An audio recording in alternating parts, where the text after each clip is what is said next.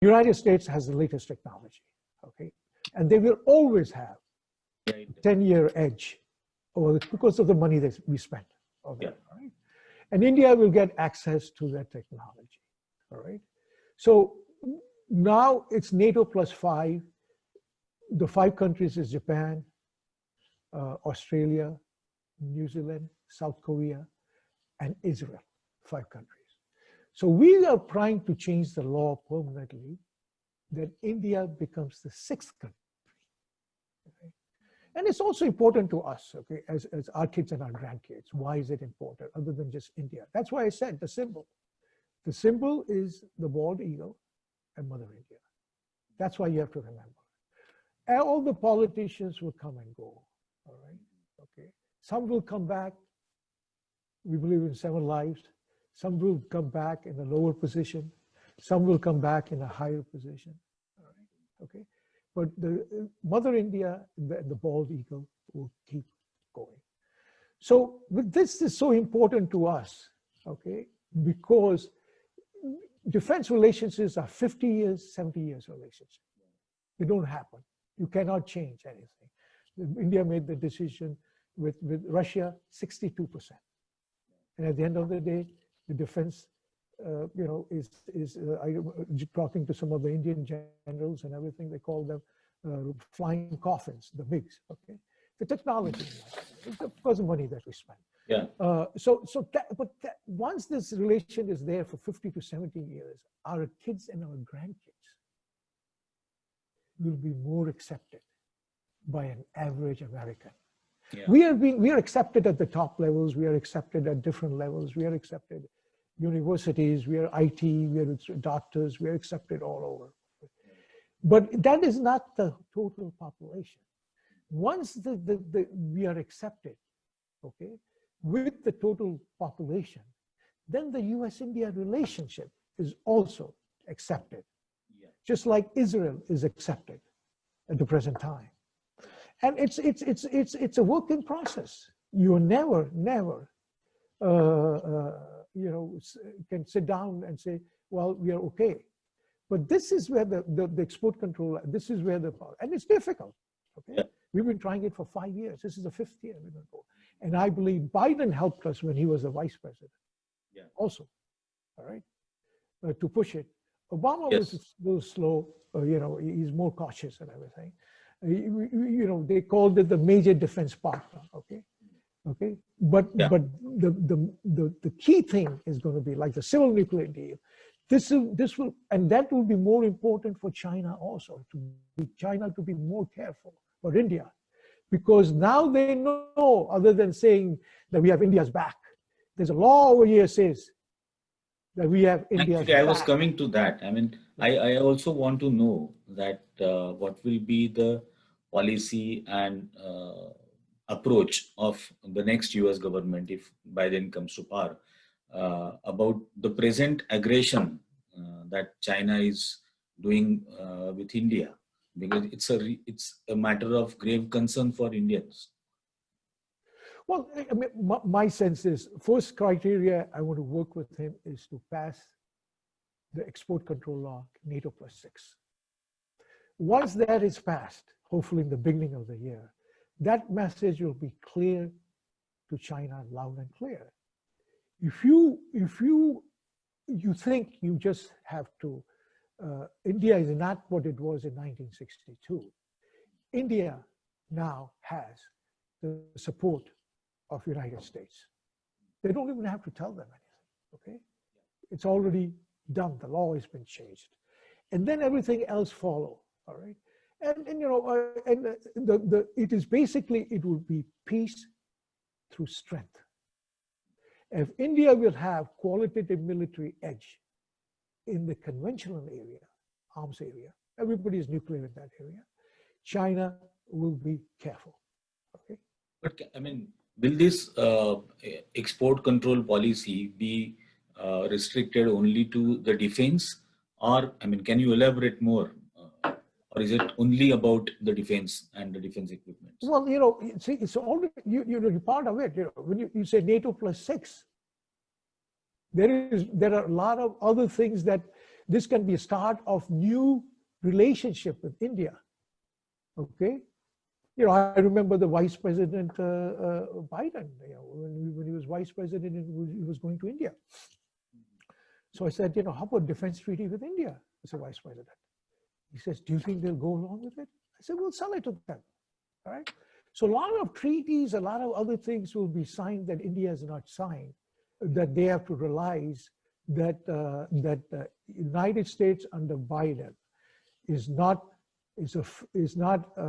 all-weather friend of India, not a fair weather friend of India, not transactional, not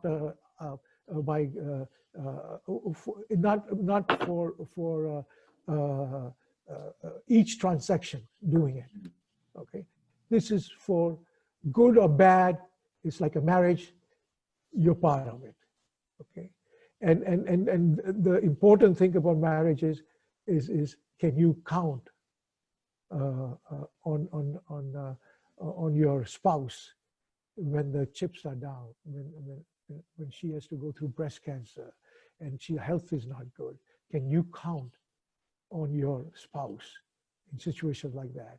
Or now that we're getting up in age, you get Alzheimer or other things. Can you count? Okay, that is the long-term relationship that Democratic, I believe. Okay, that Trump might be transaction by transaction by transaction. Okay, all right, you know, he wants to get involved in Kashmir issue, he opened his mouth. Okay, he wants to get involved with China issue, he opened his mouth. He got involved every time he wants to get involved with Pakistan and India issues involved. Okay, all right. He's basically a photo friend of India. That's what we have to realize, and that's where the folks have to realize that this is long term, and the Democratic Party is the one that Biden, Kamala, and future president is the party. That relationship is deep, and you know, when you're friends, you're not a yes man.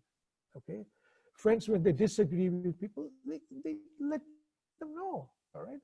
And even this is not, Biden and not said they will sanction it. They said, we'll talk about it. This is an issue. All right. So I don't know where people all of a sudden in this WhatsApp and everything that are getting, and someone, you know, I don't watch these things. Okay. You know, we are lining up a fundraiser now for Biden. You know, whatever target we have met, we'll raise. And do you now see a growing support? Do you see a growing support for Biden and Harris? Because they got off the box first. Okay, we are doing catch up. Okay, so we are looking at this as a marathon. They're looking at it as a sprint. Okay, so this is the marathon, 60 days, and we are catching up. Okay, all right, and that's the reality. So now that we are doing one for Kamala Harris, also people are coming out. Okay, they're supporting that because they're realizing that as we are talking about Trump, they're realizing that there are more to it than just CAA. Yeah, that Trump is not even saying. And you know, I'll tell you something. Is the reason I know is because when we were trying to get the Export Control Act done, the State Department didn't help us. They were talking, Pompeo was talking big things, oh, this, that, and everything. When the substance came in, I never got the support from them. If I had the support from Trump, this bill would have passed. I wouldn't be struggling for 50 years. We are struggling for it. We never had their support. And they control the Senate, and they control the White House. So now people are realizing we are selling that story, okay? All right? Now there is, you know, in law, they say one is direct. When one side comes up and they say the story and they say, oh, they present a person like that they have Mother Teresa. Then the cross-examination comes and then they find out they're Trump. Oh my God. What did we pick 4 years back? We needed change. And now we want to change back. Okay, so you know that's a part of that. One more question. I mean, there have been cases of discrimination in the United States in the last 4 years. And Huge. especially everything rose after the George Floyd incidents. India too is going through similar incidences of discrimination and lynchings and everything. And I genuinely feel that democracy in the United States is infectious. And it matters a lot for the world that democracy survives and the equality survives in the United States, because it is infectious to the other countries. How this election campaign is going to shape up rather all those issues once again? Well, Niranjan, I believe, I don't think it makes any difference. Okay, countries are going to decide on their own what it is, and the reality is, look, okay, it's all, I believe, is political clout. Who has power? Okay. The reality was that the 14% Muslim vote, all right. The Muslim and the Congress party had a lot of clout. Okay, they supported with it together and everything. And then you also have,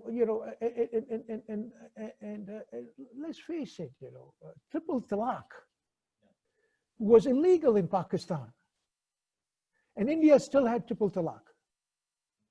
All right. Okay. And when I met Modi, okay, I met him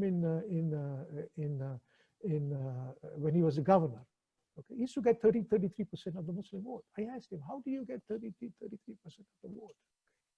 He said, it's very simple. Okay, the Muslim women support me. They want security. All right, and I give them security in Gujarat. All right, and I said, I give them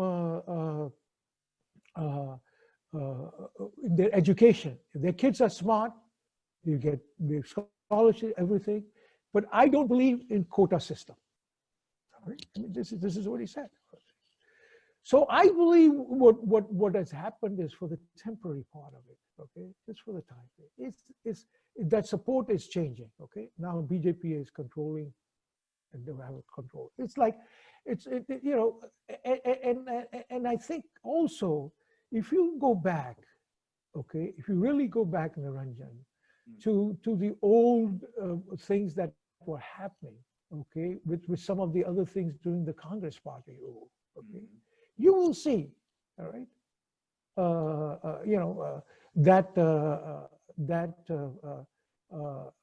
with some of the lynching, some of the other stuff, things like that were there. And I'll send you some of the quotations, some of the things that I read about Nehru's time. Everybody says there was free speech, everything was free in Nehru times. And in Nehru time, there were a lot of restrictions were there too at that time, right? I think, and Indira Gandhi's time, let's face it, never in the democracy opposition leaders were put in jail, okay? So that's what, so it's all a power point. What I think is India will balance out. Now there is probably with the Hindus, there is the big thing for all these years have been, there's a backlash over there, okay? And things, it's like the whites and the blacks, okay? There was a backlash and things are moving now away after they have seen that extreme stuff is happening. And that with average Indian or average American, that's moving that. And that's pendulum will move. So that's what I believe is eventually going to happen with that, in India also. And I'm an optimist, okay? I'm always, by nature, I'm an optimist. So I, I'm,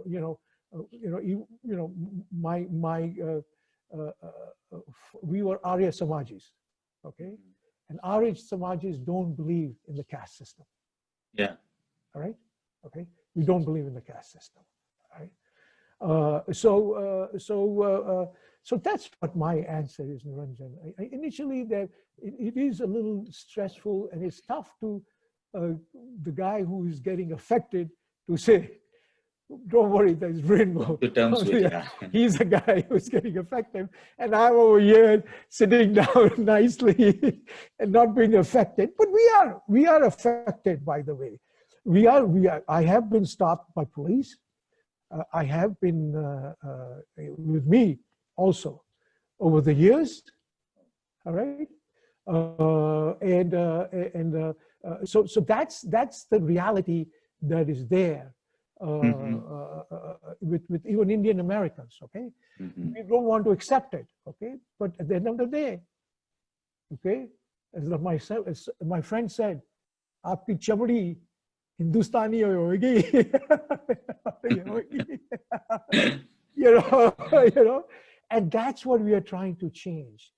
This is where I told Pelosi, okay, for his support. I told her, civil nuclear deal, this is our satyagraha. Yeah. And she understood satyagraha. I didn't know why she understood satyagraha. And she told the story about, she told at the 100th celebration of Mahatma Gandhi, she told the story about when she was 7 or 8 years old, okay, in 3rd grade or 4th grade. Okay. She had a hat on, a Gandhi style hat. So the teacher says, "Who are you, Mahatma Gandhi or what?" And she didn't know who Mahatma Gandhi was. And guess what? She read up on it. She found out of Mahatma Gandhi. Okay, that's why you know, she's a supporter of Dalai Lama. All right, supporter of what India did, the risk that they took with China, Dalai Lama. All right, okay. So you know, that's when she read up on that, and that's where she you know. Her psychologically. See, this is where you have to, this is where comes in is all politics is human nature. All right? And that's what you have to understand. That's where the strategic policy comes in. You have to understand. You have to read his book. You have to read his mind, okay? Know all this little bit, that's important. Yeah. Okay? And so going back to what I think, I think things will balance out on the side, because at the end of the day, India is you have to remember, I have a lot of Jewish friends, okay, and they say that India is the only country in the history of Judaism that we have never been discriminated. I never knew that. Discriminated. So that's the history of India. Yeah, you cannot change the history just like that. Yeah. There'll be movements, okay? Pendulum will, but eventually it will come back. I hope I have not given Punjabis don't give short answers, by the way. We have long answers. And I'm an Indian American, you know. Yeah. We used to get talk to me about the Menon speeches they used to hear. Some of the congressmen telling about the Menon speeches. Yeah. I mean, that's the reason why Amartya Sen called us as argumentative Indians. I mean, but taking a note of that. Well, they can call different names too, but I can't say on TV. But taking a note of. You know, by the way, I just want you to know that. All right, this is not true. John Kerry said that to me. And I said, wait a minute. You know, Americans are like that too. Okay, look at how many think tanks are there in the United States. India doesn't have that many think tanks. Right? Yeah, all of them are, you know, 100. All the total population have direct contact with the prime minister, you know. That they say that. Yes, everybody in India knows the prime minister. You know? Yeah. You know, oh yeah, I know him 110%, no problem. But in terms of intellectual thing, the United States has how many think tanks? Count it, Niranjan? Yeah. All right. What is that? That's intellectual discussions, right? That's opinions, okay? Yeah. So, you know, we are sometimes more critical about ourselves, okay? Yeah, that's true. Than others. But you have to be factual. So I said that. So I told John, I said, John, what do you mean? You know, he didn't say anything after that point, you know, because it's true. Right? It's true.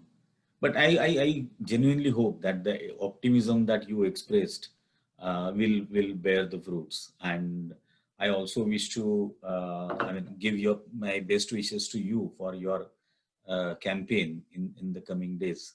And let's see whether your efforts in getting Biden and Harris, the good friends of India, elected to the White House.